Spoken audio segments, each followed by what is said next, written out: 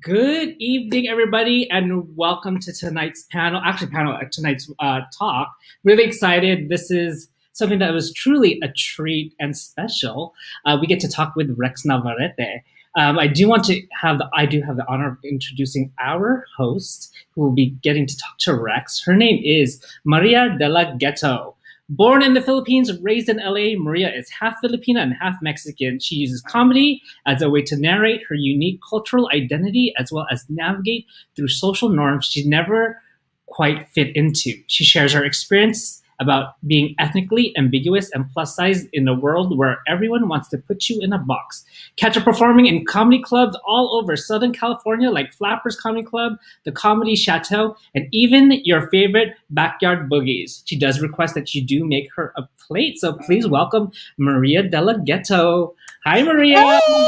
How are you? Fabulous. How are you? I'm good. This heat though sucks in LA. Oh, you telling me, honey? I'm in the desert. Okay, I'm visiting my parents because the everything was shut down. So I've been lost in the desert for a few months now. Well, we're really excited to hear from you. We're really excited to hear our guest of honor, Rex. I'm going to let you go ahead and take it away. Thank you. Oh my gosh, y'all. I am so excited. Rex has been an influence to so many comedians, especially like Filipino comedians. Like, what can you say? I mean, anytime you talk with especially growing up and you're Filipino, all the like classics. So I'm just gonna let him, I just want to bring him on where I want to, introduce this icon. Oh my gosh. Hey Maria, what's up, SoCal Filipinos? Thank you for having me. Thank you. I'm kind of fangirling, so I'm just trying to like catch my breath because as a comedian myself, it's iconic. It's so, to see someone who looks like you on screen, that's not common. First of all, we both know. So, and I love the mission and just what SoCal Filipinos is doing for us. They've been sleeping on us, Rex. They've been sleeping on us Filipinos. It's time to wake them up. Yes. Gising na, Filipinos. That is right. That is right. Oh, I'm gonna make that little shirt. Gising na. Well, tell me, how was your pandemic? Like, how did you cope? How was it? Like, what was any silver linings? When I just robbed a lot of houses. That was Very it. good. That was, breaking and entering a brand new skill. Because in the pandemic, you got to work a new skill. You got to have something to fall back on. Because comedy clubs closed. Yep. But people's garages are open. Yes, you know what I'm saying? And you had to be real quiet because people were home. Yeah, you had to. And dressed like like the landscaper guy, Exactly. I mean, really isn't that hard, honestly, for us. It's not. Exactly. It's very easy. Because there's plenty of Jose's and Marias in the Filipino community. You know what I'm saying? There it is. There's also otherwise the pandemic was tough to get through. Yeah. Honestly, for a lot of working comics, and then all of a sudden all your gigs are now canceled. Yes. And then you don't know when things are going to come back. And so you just have to, make the hard decisions and, do, very unhealthy things like Zoom comedy. That'll kill any dream. It is rough. It is rough because I did find that it helped with like keeping you like, just on your stuff, constantly writing, trying to test stuff out. But as a performer, for us comedian, it like we feed off that energy. We feed off the laughter and the energy that's in the room. Like that's what empowers us. Yeah. So but you couldn't do that with Zoom. I mean, there was like a 3-second delay if you yes. wanted to riff, and you're glitching every now and then, and the timing is off, and it was just not fun. So I'm glad we're back. We're pretty much back. Hell yeah. Oh my gosh. So everyone get vaccinated so we can stay back. Exactly. You get the vaccine, okay? You wear your mask, not for our protection, because you're not good looking. Okay. For our protection. I don't want nightmares. It hurt my eyes. When I saw all of your face, nako, I could not sleep. Oh man, I'm gonna be honest. I was a little like I'm a little introverted, so not having to see everybody on a daily basis wasn't that bad. Exactly, right? It kind of worked out for the introverts, It really worked out. So yeah, absolutely. And then your friends who just need to be on all the time. Oh my I gosh. hope that taught them a lesson. It's nice when I don't hear from you or hear, any sound. And you don't have to lie about not making it to the plans that they made. You don't have to be like, exactly. Oh, I can't.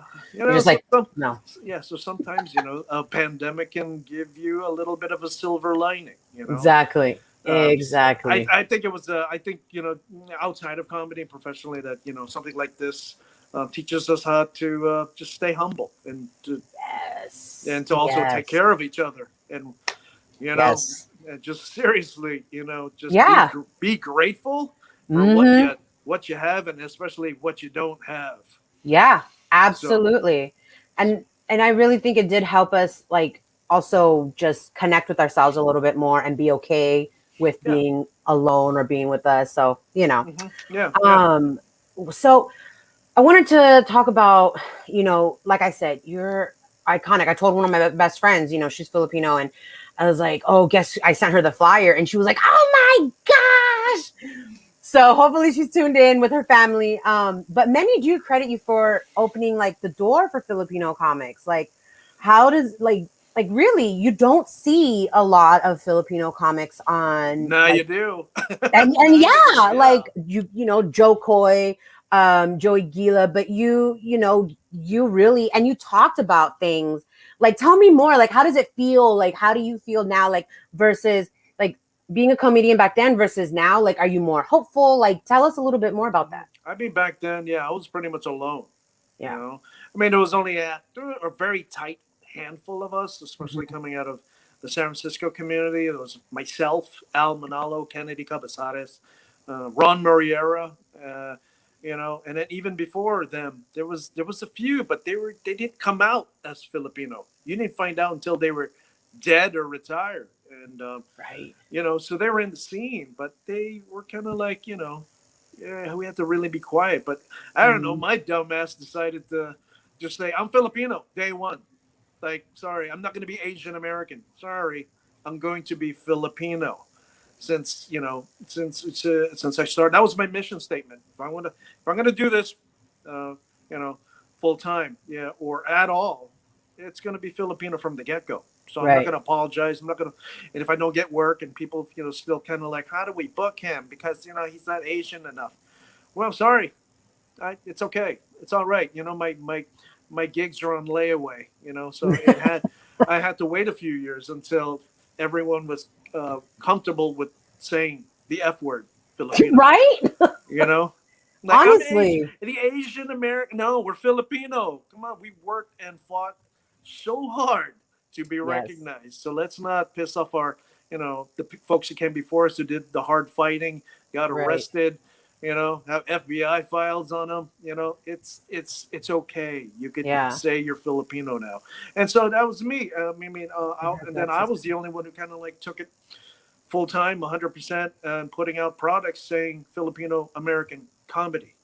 That was it. That was like, no one was doing it, but I was, I had to. I needed to, be part of that first wave of the Renaissance back in the 90s, early 90s. Right. That Filipinos are coming up. So, let's claim it. Let's claim it. Let's not get, let's not get blurred lines again.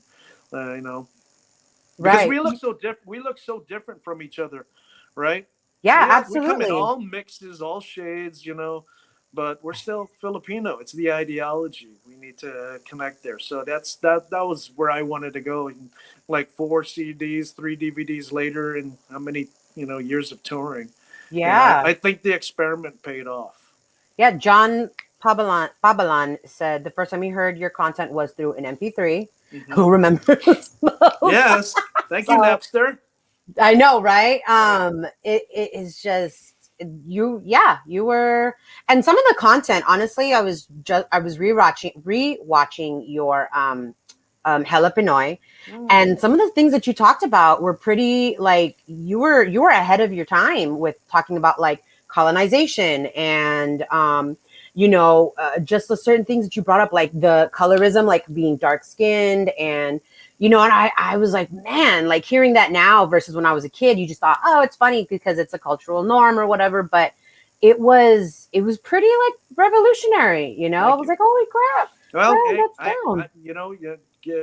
give a lot of the credit to my mentors. Yeah. I came out of a very dangerous university called San Francisco State University, and a bunch of knucklehead troublemakers, and and I was one of the first Filipino American students in a brand new program called Asian American Studies, and I got my minor in that, and as well as film writing. So, I was very active in college, and then after college, while doing stand up and just starting stand up, I was working in nonprofit organizations in the community for high risk Filipino Asian American kids, and doing that stuff, stuff on the ground that a lot of people just talk about right now. Like, no, it's real good work, and that's where I came from. So yeah, I didn't hold back because a lot of the folks and the families that I served, didn't want me to hold back. Amazing. I love it. I love that you didn't. I love that, like, I can only imagine if you had first come out on the scene now, because now, like we said, it's coming up. We're coming up. People are like, you see more characters that look like us on TV. And it's just, I can't. So I think this is your time to shine, Rex. Like, I'm very excited. Like your tour. I'm feeling old. I'm so old. No, not at all. Well, you know what though? Like I said, we're between the ages of 15 and 45. You can never tell, so it's fine. Oh, I'm good beyond Asian that. skin. No. Yeah, I've been around, girl. Yeah. Michael Leland. Ooh, Leland of the Leland family. Does the bakery? Let me get some of that. Pan de sal. Ensimada's in the house. Oh snap! He said badly browned CD purchased on Asian Avenue. I don't know Asian Avenue. I'm not from the Bay, but I love it there. One of the first online vendors. And, the same thing with Brown Jungle. Yeah, back in the day, I was part of Classified Records, if you guys remember that. A lot of great, Jocelyn Enriquez, Pinay, a lot of great musical R&B acts, and I was the only stand-up comedy artist on the label. And, right. So yeah, that's I was the first one to put out an actual CD. Yeah, badly browned, and then after that was Husky Boy, and then Bastos. Yeah. Those 3 CDs, and then I did the DVDs. So yeah, Classified Records was a really big part of that first initial push of me getting out there. And this is before Facebook and YouTube. Yeah. So we had to go viral the old way, cut and paste. Right. In the email, How's it? Attachments, that kind of thing. And those are iconic bits. It's like everybody till this day still quotes it. Yeah. What do you have a favorite? Like, is there one that just really is like, you worked on it? I know. I think the only ones that I really love and I can't wait to do, they're the tiny short sentences, that are just for me. And you'll see me laugh at myself on stage. Yes. For letting it out, and then I just move on.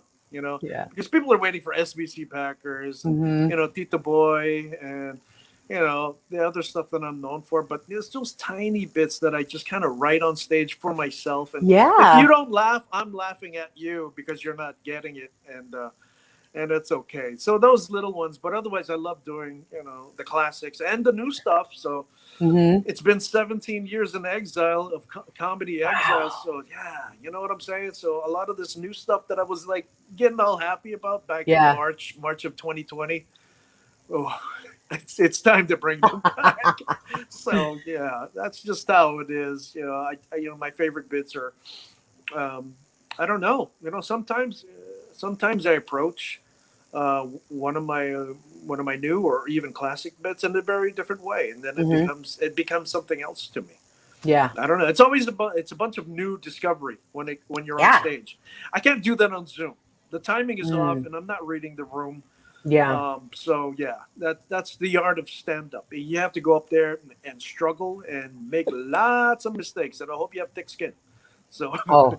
you Oh, I'm gotta thick. have That's for thick skin. sure. I'm thick like lechon, girl. Yeah. Like Woo! so thick. That's hella crunchy. You know what I'm saying? You gotta dip my thick skin in Mang Tomas sauce. You know. You got aunties at the funeral reception fighting over my skin. You know? Oh my goodness, that is 100%. You put it in the I suka, love you know, it, with right? It's always the lechon that arrives at everyone's crying at the oh, the lechon is here. Okay, and then they get in line. What the hell? You know, you said it reminded me you said the little one sentence, one liners. Yeah. The one that I loved, because like I said, I rewatched the Jalapeno, and the one where you were like, tell me about it. I have not seen that or heard that. Oh my god, I'm like the worst guy to ask about. No, that's okay. You know, because I can't remember nothing. So I was like, okay, I know like the classic, like, you know, the popular one, but I was like, I know there was other stuff. And the one where you were talking about, you were the only Filipino kid in the class, and they were doing a history lesson on Filipino studies. And Magellan. then, yes, Magellan, and you, oh my gosh, that like, yes. I felt the pride with you. And when you turned around. But then I did that so long ago, so early in my career. It's like, dude, how dare you do this? Rex, are you sure you want to do this? Girl, the ones that scare me the most, that's usually a sign that it must be done. You know? Yes. I mean, that's like the comics anti-instinct, you know? The one that you shouldn't do, you definitely need to develop. Yeah. So that 100. one, yeah, the whole sailing of Magellan and the Lapu-Lapu cutting off his head, Mm-hmm. and all the kids turning around in class looking at me, So good. You're like, I ain't mad about it. You shouldn't be either. Exactly. But hey, that journey wasn't over. I mean, that boat still made it around the world without Magellan, and it was completed by a Filipino sailor. So there. Boom. Nice. Boom, baby. Right? That's right. We get things done, immigrants. We get things done. Damn right. Even if you're a slave to a Spanish empire. I know, honestly. Well, we couldn't have that. We tried. We tried. we tried. Done. Even under bondage. We get things done. So your inspiration clearly is from your history, from your experiences, like and our history and our experience. Oh, you're right. No, yeah, our history, absolutely. Oh, definitely. That's the part that always hyped me up. It's like, yeah, I could, I got my own personal stuff, but man, our own personal history is so much. There's so much to grab from, and there's a lot of pain. Obviously, there's a lot of struggle, but there's a lot of humor. Oh my God, seriously, for us to get this far historically, we've had to have probably the strongest sense of humor imaginable. You know what I'm saying? Yeah, of course. What do they say? Like the best comedians have trauma, and we got plenty of that to go off of. I mean, if I was going to go to war, and I would make sure most of my platoon would be mostly Filipino. They're the ones who would get me through. Yes, they'll feed you and they'll fight. Hell yeah, they'll bandage you and then karaoke. And then, oh my God. So I'm wanting to read some of the comments. His definitely love Rex. First time was at UCI's Kababayan's event in 1990. Nice, I remember those days. Yeah, that's awesome. Yes. Same thing. Edmund Flores bought your Badly Brown CD that night you performed at UCI in the late 90s. These are rad. There was one that I wanted to go back to. It was earlier, and it was Chris Francisco said, with the pandemic, you mentioned that you realize we need to take care of each other. What do you think is the best way to do that? Any practical advice? Big thanks for the laugh over the years, Rex. Just, really don't take everything too seriously. Don't get hurt about everything. Right. There's a new movement out there where it's, people are just taking things way too seriously. And I Right, think right. we need to get beyond that because, I mean, you look at what's going on in this country and in this world. We need soldiers, and we need people to just really, tough it out and inspire other people to remain as strong and as tough as possible, but also keep your sense of humor and your human side to that. Yeah. Because we got a lot of forces that really don't like folks that look like us or sound like us. Right. And, if comedy can be one of the weapons against that, then Yes. let's load me up, Yes. load me up. Hell yeah. Mm-hmm. That's totally. I mean, that is one thing, it's the one thing that you can do that people can do together that you can laugh at. There's always something you can laugh at together, whether you're, no matter what spectrum you're on for any kind of stance, you can always find something to laugh at together. Yeah. And I think that's amazing. Yeah. But yeah. When was your last tour, by the way? What made you want to when like was the last tour? Yeah. February. My last gig was February of 2020.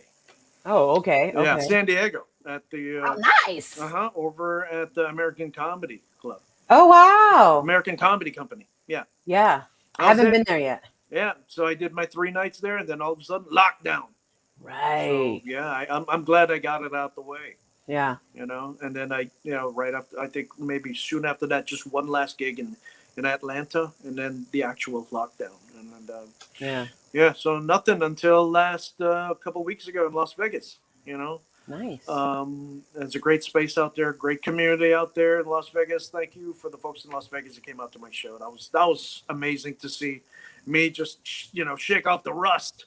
Yes. I was nervous. Yeah. Yeah. Oh my gosh. It's been a while to just get back on stage, but yes, honestly, I was definitely nervous, and so yeah, I'm glad I got it out of my system. But yeah, it's time to come back. It totally is. Heck yeah. Like I said, they're waking up. Yes. We need you, Rex. We need you on the front lines. Oh man. Yeah. Like it's also good to have a little bit of that nervousness still, because it gives you that adrenaline rush. If you're never nervous, you're in trouble. Yeah. Yes. Seriously, the nerves is rocket fuel, and you're gonna ignite soon, but you need that rocket fuel to kind of like get in your blood system and freak you out a little bit, because you need that.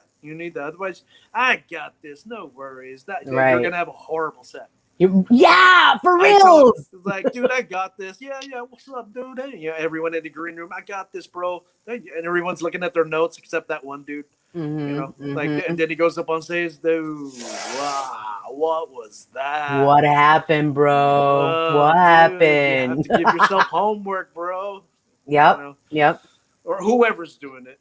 Seriously, don't think you have it.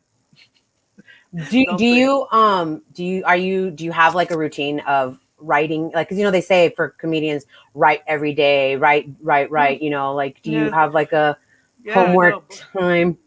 You know what? I write every day in my head, no pen, no paper. I just let it kind of like spin around and marinate. And then you're in the shower, and that really good idea comes to your head. It comes when you're driving, you're doing something. Yeah. And then then the pieces come together. It's kind of like a math problem. It's like an algebra problem. That you got the pieces. Now where's you got the punchline and then pieces, but how do they fit? Man. Yes. So that for me, I learned that on early my first 10 years. Like, don't force it. Don't sit down, pad paper at a coffee shop like everyone else does. Right. Just go live life. Yes. Walk around, interact, and then there it is. That's the missing angle. Thank you. And whoever's there in front of you, thank you. For what? Just thank you. Thanks, I got bro. it. I got it. That's how it all comes together. It's like a weird 3D puzzle.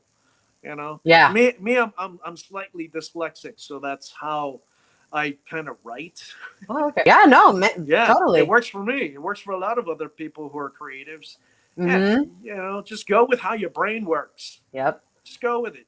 Just let it happen organically. Yeah. Just the way you're designed to do it. Mm-hmm. So that's why no one can ever steal my notebooks, because I don't have any. That's smart. Is that how you came up with your the name of your tour? Was it like an aha moment? You're like, duh, it was so simple. Why didn't I think of this sooner? Yes, original Gago Tour. Yep. Yeah. So because everyone's good. been calling me OG. It's like, oh, okay, yeah, OG, original gangster. But I don't think I'm gangster. You know, I'm more Gago than gangster. Oh, I love that. You put me in a circle of people, man. We'll come up with something. Right then and there. I'm not gonna be out. It's just like interactive, and so yeah. I think original Gago is just appropriate because totally. I've been Gago since day one. Right. Every kid has heard that. Every Filipino kid has been called Gago. So as a kid. So in this instance, being Gago is me claiming just how just being ridiculous sometimes as a comic is a big part of who I am. Not just like the historical accuracy of some of the routines, but I like to take breaks where it's just like, wow, did Rex just say "panty" on stage? It's like yes, he did. After he talked about the beheading of Magellan and like hundreds of years of occupation, but yes, he said "panty." So Yeah, I thought it was pante till I was like in high school. And someone said panties, and I was like, "Oh, I'm glad I didn't say that out loud." You've been here too long. Pante. It's called pante. Boys and girls wear pante. Yeah, totally. I was like, "What are boxers? What is that?" Boxers. Oh yeah, that's two guys who hit each other. Yes. Oh my gosh. Dang, I lost my thing. I was gonna say something else. Oh, I was gonna say when I was a kid, I heard Gaga, and so when I got older and Lady Gaga come out, I was like, hold on, I was the OG Gaga. Like, what is she doing? That's cultural appropriation. But I don't know where Gago comes from. Maybe it is indigenously Filipino. I'm hoping it is. Right? Yeah. I mean, it is now. We claimed it. It's done. Yeah, whatever. I'm claiming it. Yeah, exactly. Gago time. It's Gago time. It's Gago time. That's right.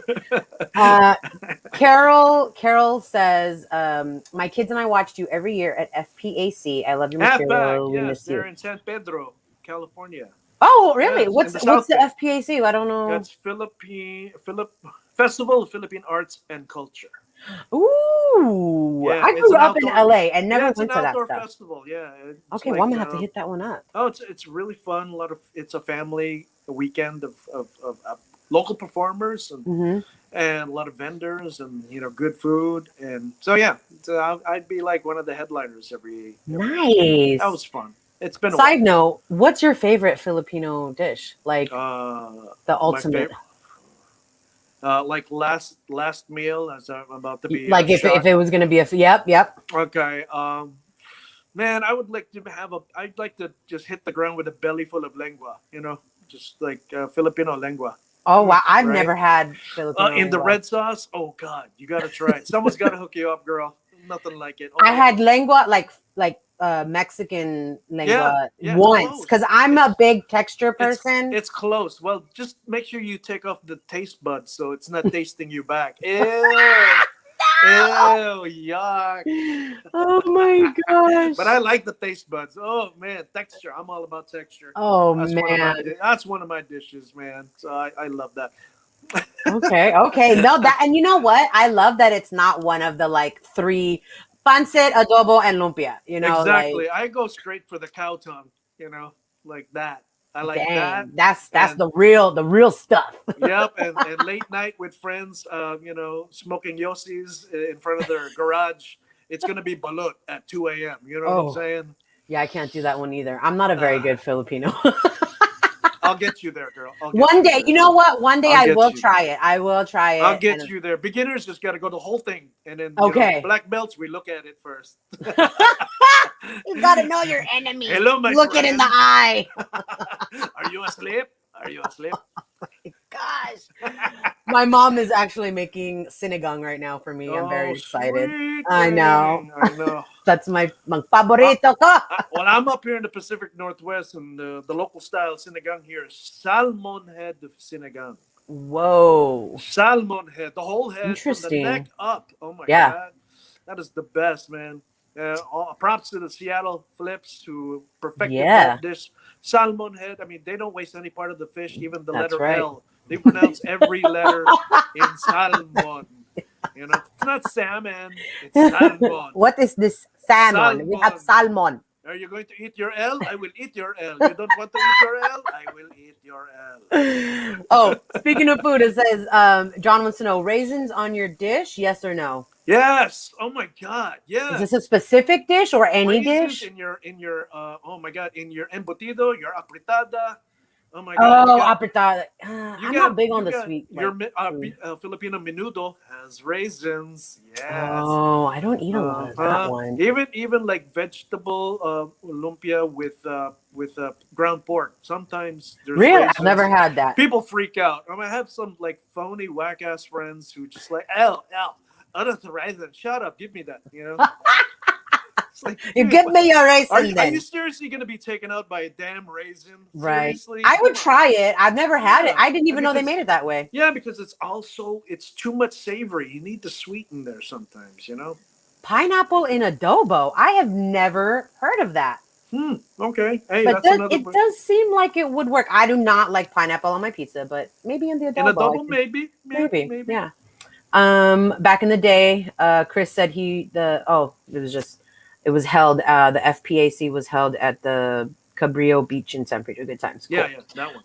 I can't believe I've never been. We used to go to San Pedro. I grew up in LA, and every other weekend, we would wake up 3 a.m. to go buy the isda, the fish, at the San Pedro market. Is that right?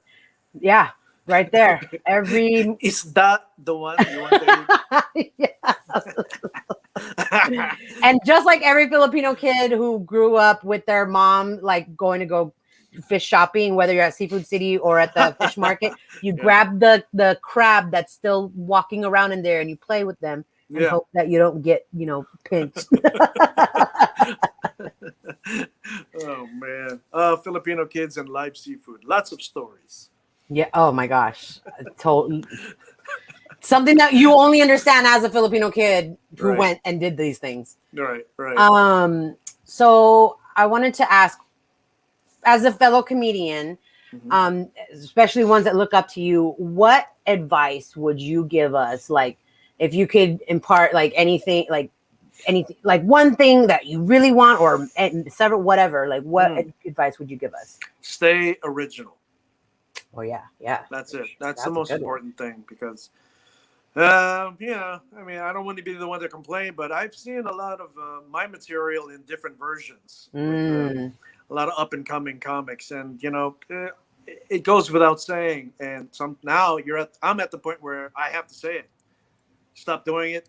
Be original, because my stuff is already recorded, and once you blow up and you record it, mine has a timestamp on it.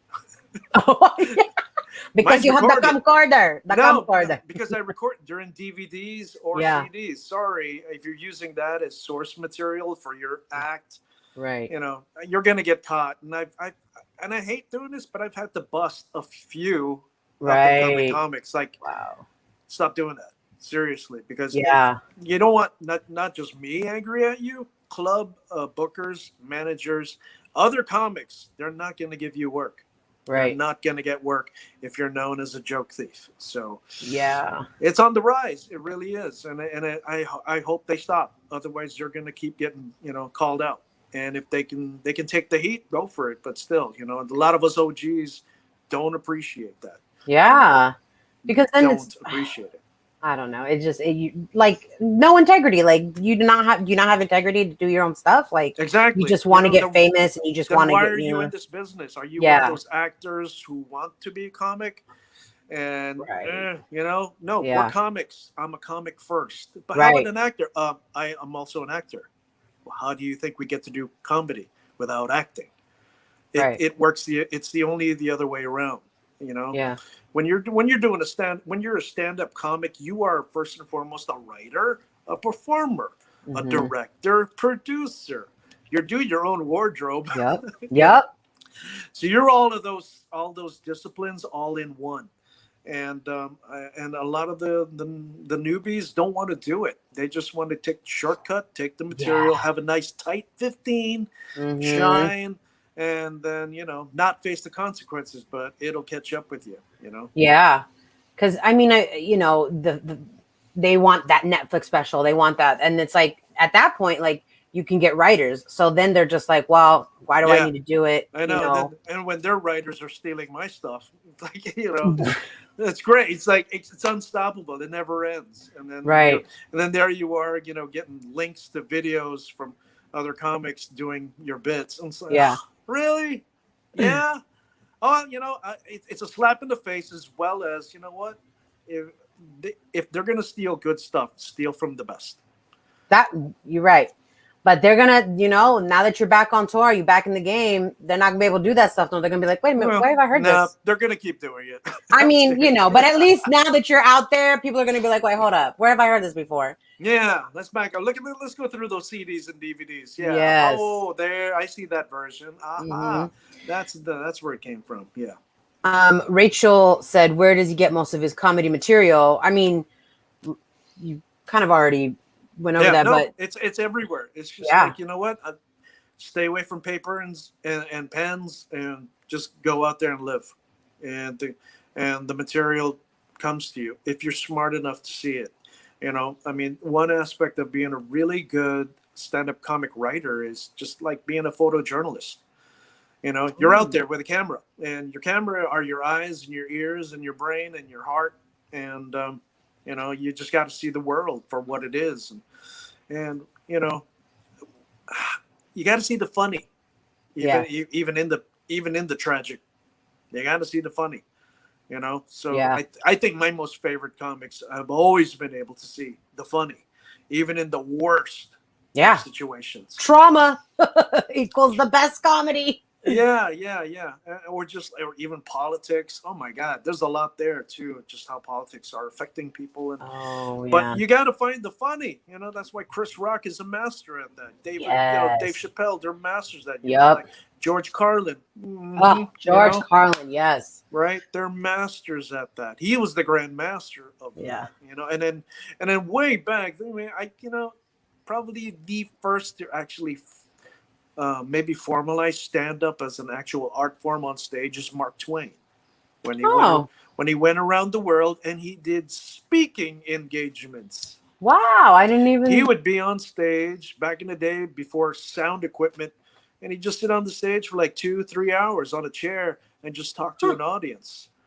And that was like the first stand-up. Stand-up was made in America. It's an American invention, like jazz. Right. Mark Twain was the first one to bring it to the world, literally around the world. Right. Talking about the human condition, and I love bringing him up because he was one of the first, American celebrities of his time to stand up for Filipino independence. Back when Spain sold the Philippines to America. Yeah, Mark Twain was one of the first anti-imperialists out there. To voice, the independence, for the Filipinos. I did not know that. I'm about to do my research now. I love history, so I love learning these tidbits. Yeah, and just to have the inventor of stand-up comedy be the one to defend our ancestors, Heck yeah, crazy, right? It is. That is. I had no idea. Yeah, so a lot of people don't. Yeah, so that's why I do comedy. So I mean, this is great. If it's great that when you learn something and you get to laugh. So, I know that SoCal Filipinos major SoCal Stops an official meetup. Where can they get tickets, and also where can they find you? They can find me at rexnavarrete.com, and that's been around for years. And you can find the links there for my tour dates for this original Gago Tour, the original Gago Tour. And I'm going to be playing Sacramento. July 8th, Brea at the Improv on July 14th, and then San Diego, July 16th, San Francisco at my home club, Cobb's Comedy Club, and then San Jose at my other home club, Improv. I recorded my last DVD there, and then I'm coming back to the LA area Los Angeles, August 29th. But stay tuned because I got some other gigs coming up. I just can't put them out there yet. So maybe this tour could expand. I would love to. I hope so. Go back around the country again. I'm getting a lot of hate mail from the East Coast and the Midwest. How come they're not on the tour? So, you know, if you got friends out there, tell them just hit me up or just be patient. Yeah. But you know, I can't. This is fun.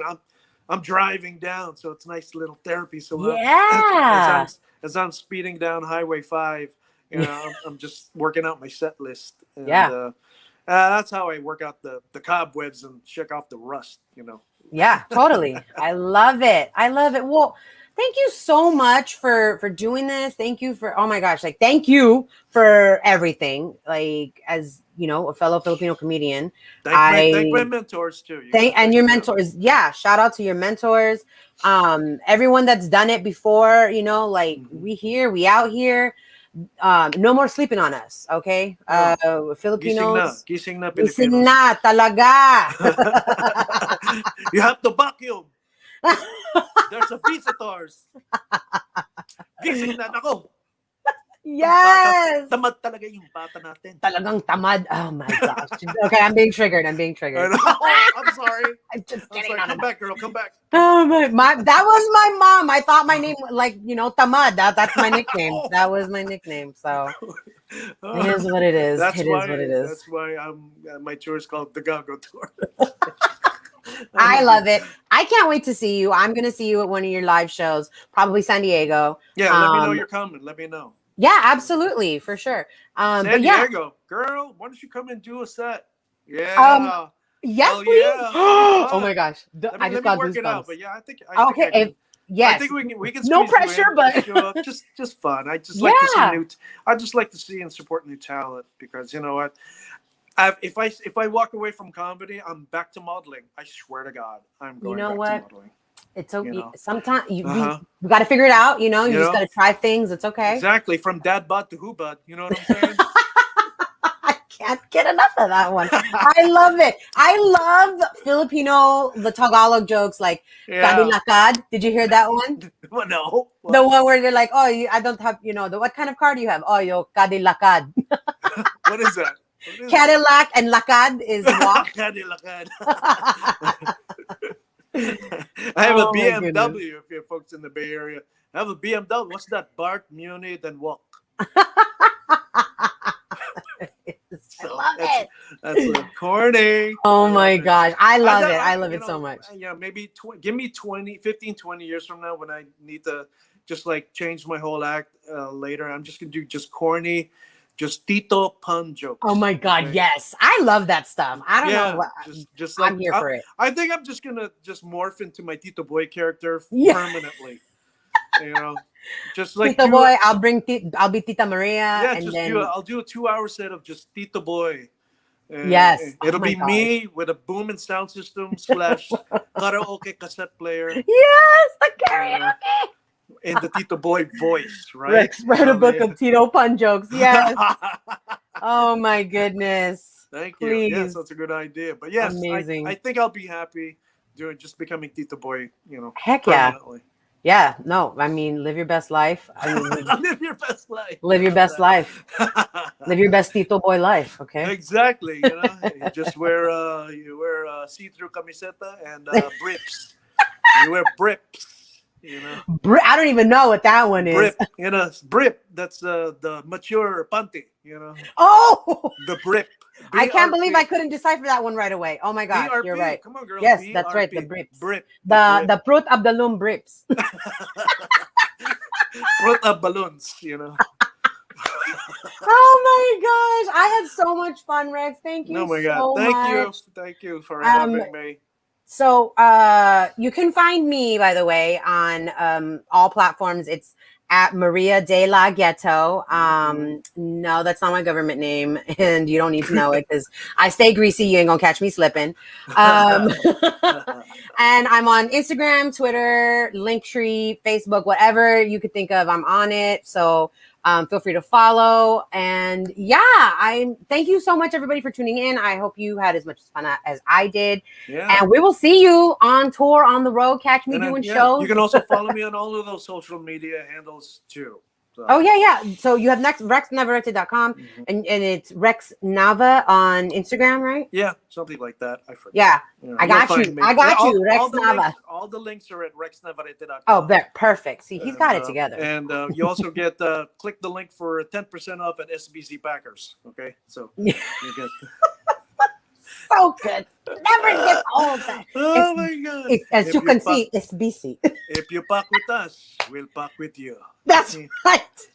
Yes. If you don't pack with us, you can go pack yourself. That's right. Oh my goodness. All right, y'all. Well, thank you again. We hope you enjoyed the classic, the iconic Rex Navarrete. Kolokohan. Thank you so much, SoCal Filipinos. I'll be seeing you in either San Diego or Brea real soon. Yes, you will. All right, y'all. I'm gonna go eat my sinigang. So, oh yes, and again, buy your tickets now at RexNavarrete.com. So you can make sure you don't miss out because you know that's gonna go fast, especially down here in Southern California. You know what I'm saying? And you guys just reopened, so now you got an excuse to go back. Oh man, everybody is so eager to get out there. So absolutely, let's do it. I'm driving down, so I'm gonna meet you more than halfway. Yeah, there you go. And let's go get some. We go eat at Tita's Kitchenette doon sa San Diego, and then we go to. Oh my God! That's heart attack. The best heart attack, and also the best halo halo I've ever had in San Diego. Also. Oh my gosh, that was my childhood. Oh my God. Anyway, okay. I'm getting high blood. I have the pills already. It's okay. I put Lipitor on my lechon. Yung hydro Lipitor, yung 25 milligrams. Put a little bit more when you have the barbecue. Just put a little bit more. I push them inside the puto. Yeah. It's easy for swallowing. Oh my God. I love it. All right, we got to stop. Yes, no, we're okay. All right, y'all. We love you guys. Thank you so much. And we'll see you out there in San Diego, LA, Brea, all that good stuff. Bye. I don't know how to stop.